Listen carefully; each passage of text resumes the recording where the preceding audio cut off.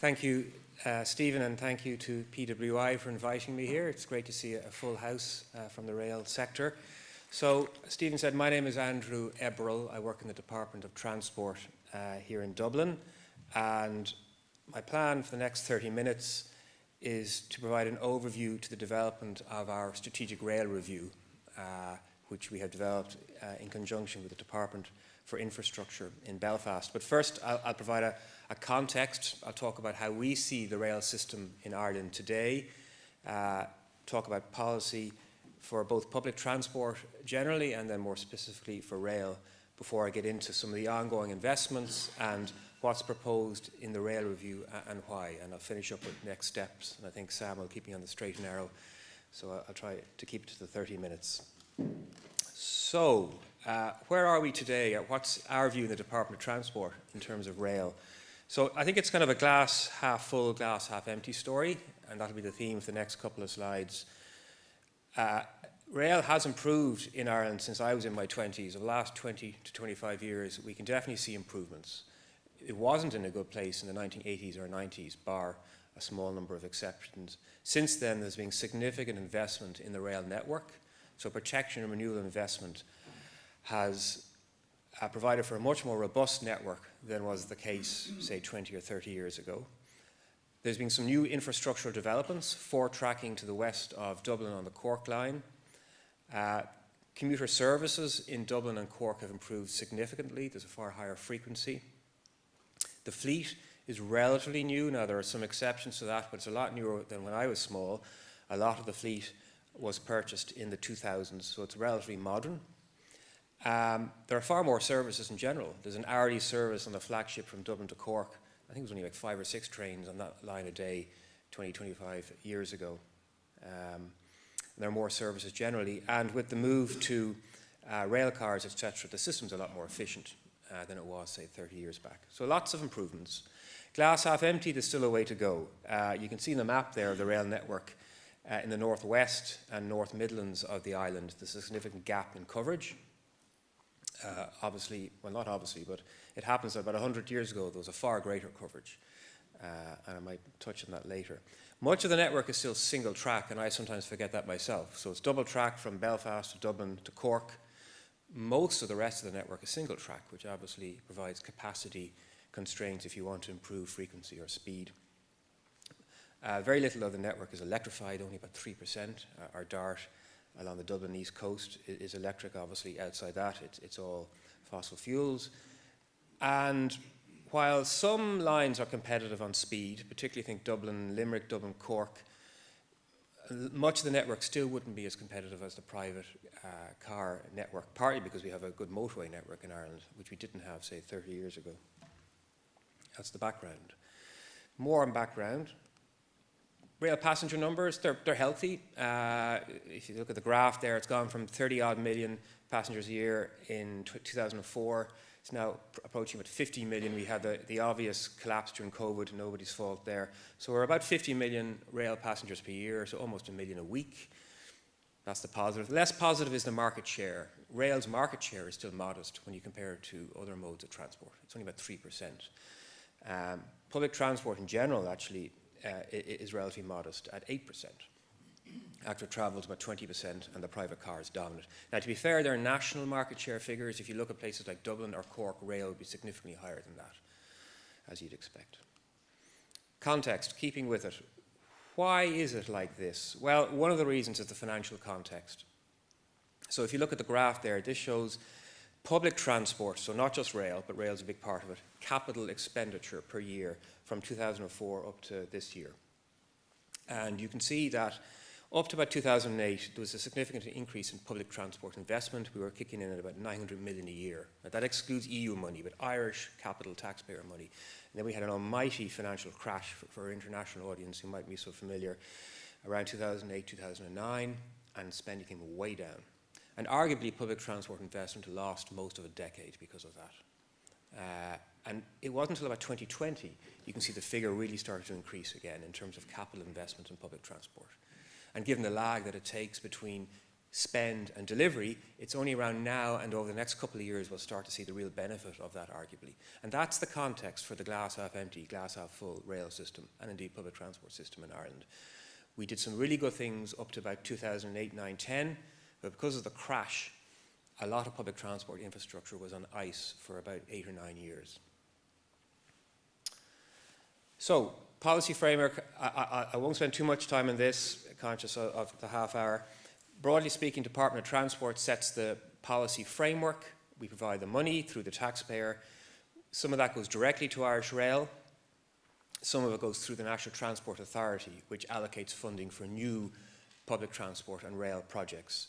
This is all informed by a plethora of policies. You see some of the extracts there: Climate Action Plan, National Planning Framework, National Development Plan.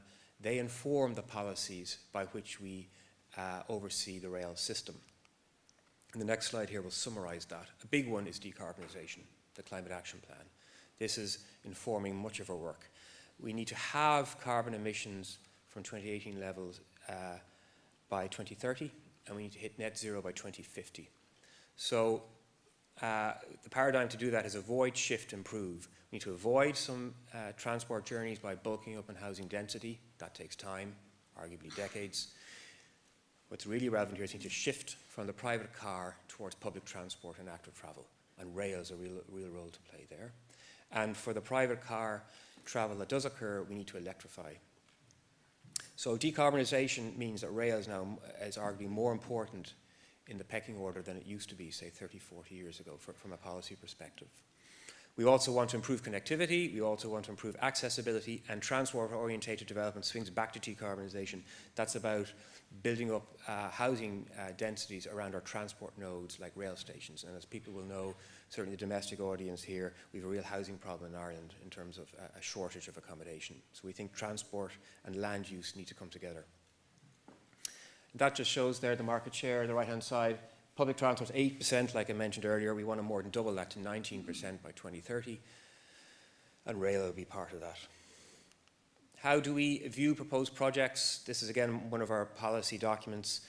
The new modal hierarchy is active travel comes first, public transport second, and private vehicles third when we assess new projects. Now, we're sensible. You're not going to cycle 200 miles. But all things held equal, that's the priority. And that perhaps is a change from, say, 30 years ago. So again, rail is higher up than it might have been when we look at proposed infrastructure. Intervention hierarchy, so this is sort of common sense. Before we start building lots of new projects, we look to optimize what we have. So we maintain what we have, we renew what we have, and we develop it before we build brand new projects. That makes environmental and economic sense. So for example, we invest in the existing rail network, we optimize it before we start building lots of new track. How are we achieving all this? Fiscal injection, we're spending lots of money. So the National Development Plan earmarks about 35 billion of capital for transport up to 2030. It's from 2021. Much of that is public transport, and much of that is rail. And I'll talk about some of the projects in a moment. So as per my earlier graph, this year in 2024, it's about €1 billion in capital funding that the taxpayer is spending on public transport, but half of that's going to rail. So about 300 million into protection and renewal of the existing network, and a couple hundred million on new projects. That's just this year. It'll be similar or more again next year, etc. So this is all feeding into the rail review. Some key projects that we have at the moment: we're expanding the DART electrified network in the Dublin area. We're expanding the core commuter rail network. AJ will be speaking after me, so I won't spend any time on that. We're building new stations. And as part of all this, we think we're going to start seeing real progress in the next couple of years. As I said, there's a lag between the investment and the delivery. We're going to start seeing battery electric carriages, like you see there in the bottom, roll out to North Dublin and beyond over the next couple of years. We're going to see Cork commuter rail, some of the works finishing there, and other developments. So there's a lot happening at the moment. I'm not going to go through it all, but this is the context against which our rail review is building. So it's building on top of these existing investments, which are none too modest in their own right. So rail review. I see I'm about 10 minutes in, so I'm doing okay. Rail review. That builds on top of that policy context and ongoing investments that I mentioned.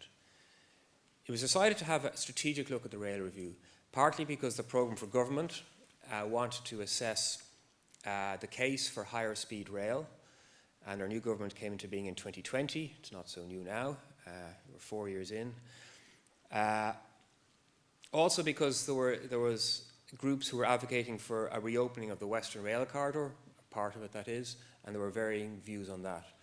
So it was decided that there would be a strategic look at the rail network to try and put all of this into context, to look at these and other issues for the decades ahead. And the All-Ireland Strategic Rail Reviews accordingly launched in 2021, All-Ireland, so it involves both Dublin and Belfast. It's Northern Ireland and Ireland together. So it's led by Department of Transport and Department for Infrastructure. ARB did the analysis for us. They looked at various options, assessed those options against policy goals. They were usually geographically related, so options for upgrades to the rail network in the south of the island, the north of the island, the west of the island, options for TGVs, options for higher speed rail, which is not so fast but still fast, etc. They assessed all those options against the policy goals, and they carried out an economic appraisal. And the best performing elements of that feed into recommendations in the rail review. There are 30 of them. They were published last year for a strategic environmental assessment consultation. That's what I'll focus on now. We're hoping to have the final rail review published in the coming months, which I'll mention towards the end. I don't think it's going to change dramatically off the record. So the goals of the rail review, 6 goals there. They're hard to argue against. Anything that we propose had to contribute to decarbonisation, enhance accessibility, foster economic activity, improve connectivity, etc. An important one, it had to be economically feasible. So the 30 recommendations in the rail review, which are to be delivered between now and 2050 to align to the net carbon zero goal that I mentioned earlier, it involves billions of euro of investment, 35 odd billion across the island there, as you can see. But it is economically feasible in that the benefit to cost ratio of those recommendations combined is at least 1.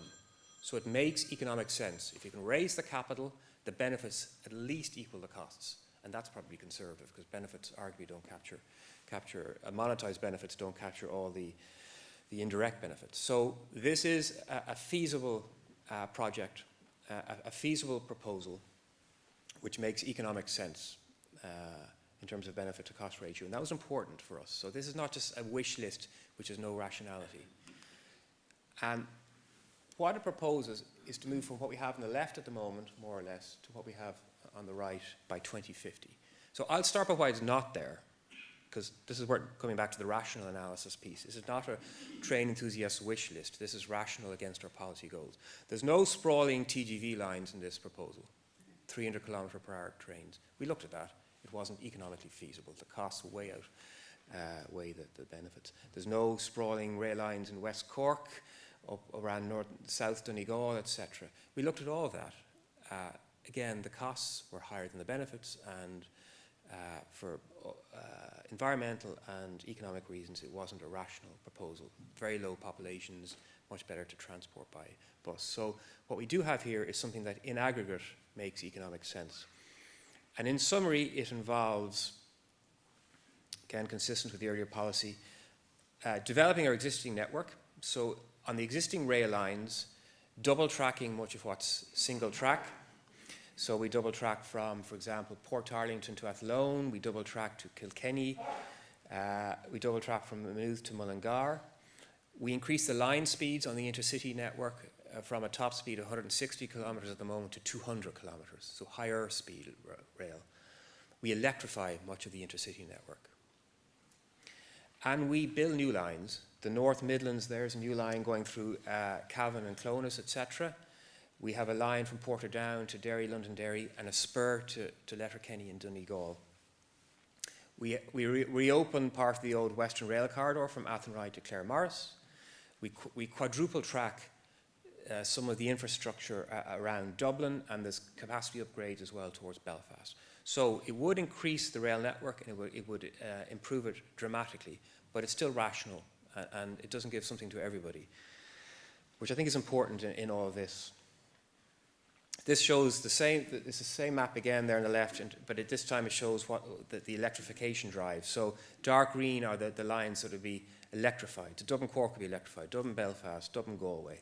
The intercity lines there are electrified. And journey times would be dramatically reduced. So I mentioned at the moment Dublin Limerick and Dublin Cork are pretty competitive already. So the outer red line is shorter than the car graphic, so it's a little bit faster. But most of our other train routes at the moment are slower. But if you look at the deep red line, after the interventions, almost all routes would be more competitive journey time-wise than the car. So it would deliver dramatic journey time improvements through the 200 kilometre per hour railway that we'd introduce. So the overall strategy, again in summary, so we'd expand the current rail network from 2,300 kilometres across the island to almost 3,000 kilometres through the new lines I mentioned. Existing lines, much of the single track would be double tracked. There'd be some four tracking.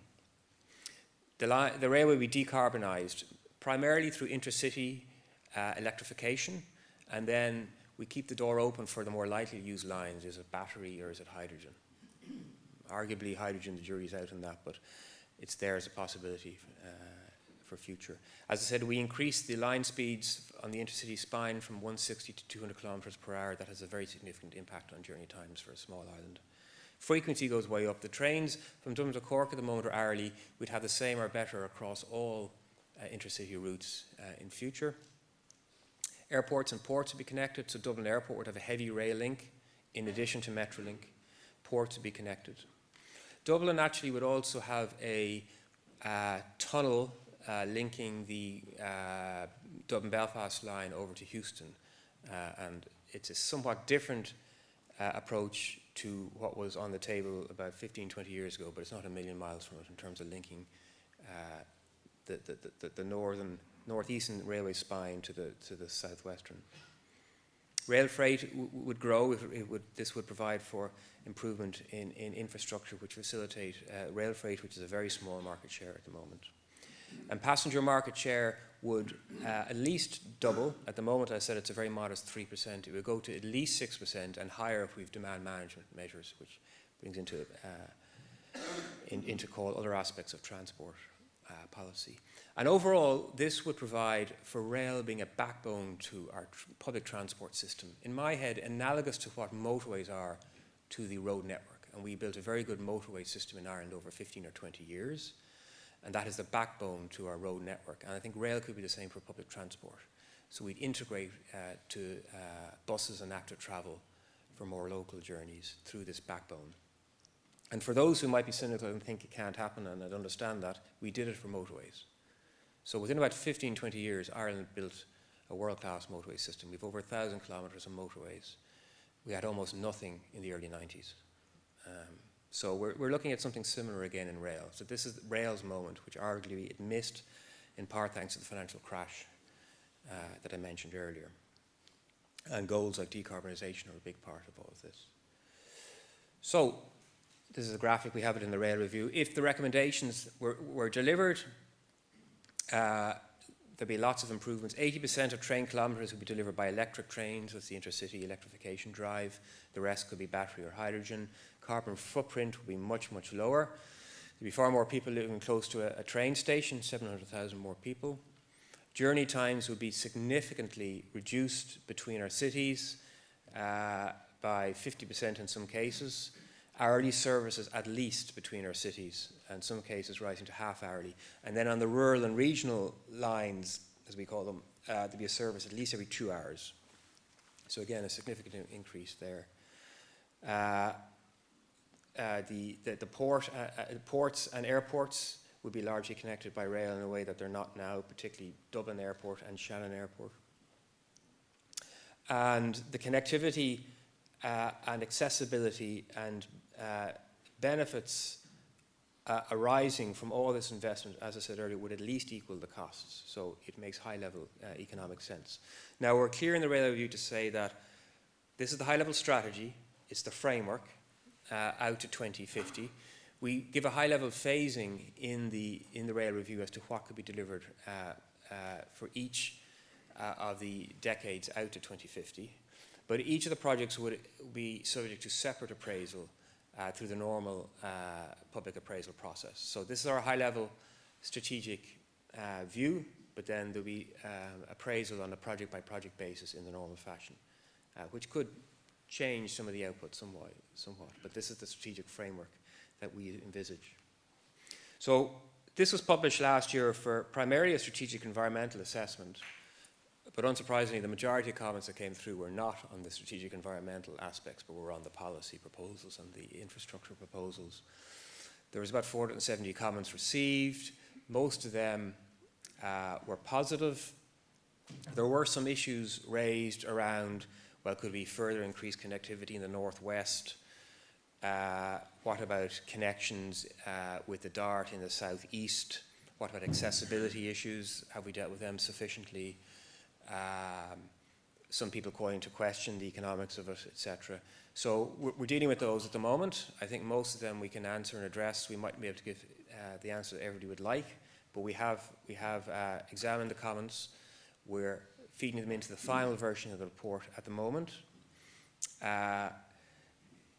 We're hoping that the report can be published by the end of the summer, loose-ish definition, but by August, possibly by July. We have it largely approved at official level now between the Department of Transport and DFI, so it's about to enter the political system, so not entirely within our control, but we are keen to get it out there. We've already started to engage with the European Investment Bank on this, partly because they've offered us free consultancy, so we didn't want to turn it down. And we don't want this document, and I certainly don't want to just sit there and gather dust after we publish it. So we want to move towards progressing the projects identified in the rail review. So EIB are looking at the suite of projects, and the consultants have just started over the last month or so, and they're going to help us prioritize the infrastructure proposed on the basis of the goals that are in the rail review. It won't unwind anything that's in the rail review, but it'll go into more detail about the sequencing and the prioritization. Like, how do we double track or quadruple track and electrify? And how do we manage that sequencing? Which comes first and which route comes first? So we want to electrify the intercity network. Well, is it Dublin-Belfast first, or is it Dublin-Cork first, or together? What's about the supply chains aspects? What about the funding aspects? What about the organizational aspects? This is a major investment we're talking about, over $1 billion a year out to 2050, if it were to happen, or they're about $1 billion. So lots of things like that. They'll work with us, and over the next number of months, they're going to start with a prioritization report, which will identify how we can, what projects we should really pursue over the first decade of the review and how. And then they're going to look at longer term issues around funding and organisation issues. So I think that'll keep a momentum on this. And all this will hopefully inform the next version of the National Development Plan, for example, in Ireland in terms of projects identified, and will provide a strategic vision that we can work towards. I suppose the final thing I'll say before I finish up, and I mean this in the best sense, sometimes we get a bit nervous when people pull up a map of 1920 rail system on the island when it was more than double what it is now. And of course one can be romantic about that, and it was an impressive achievement. Our goal is not to go back. We're not like make railways great again type, Trump type approach here. This is about looking forward. And actually, if you look at 1920, it was really impressive in one sense. Irish Rail carry more passengers now than the rail system did in early 1920s. I was looking at this recently. Now the population is different, far less travel back in 1920, etc. But that just speaks to my point. It's not an apples and apples comparison when you look at the railway system that existed 100 years ago. While one can be impressed with it, it was a different world, a different country. What we're looking at is we're looking forward. We're looking at the goals for the future: connectivity, accessibility, decarbonisation. And it's a rational analysis of what role rail can play in that. And rationally, the role that rail can play is bigger than it is now. And I think that gives this a bit of importance and weight. It makes it beyond simply an enthusiast document, and nothing against rail enthusiasts. I like rail myself. But this gives it a level of reality and a level of rationality which I think will help the policy debate. And so we're keen to look at it that way. But we're clear. We see a bigger role for rail in the future, given the goals that we have.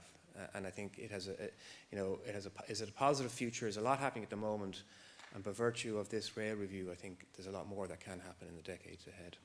So that's a very high-level overview from me. I think there'll be a Q&A later. I think I've kept the time, so I think AJ will go into more detail on one important project out in Cork. So thank you very much.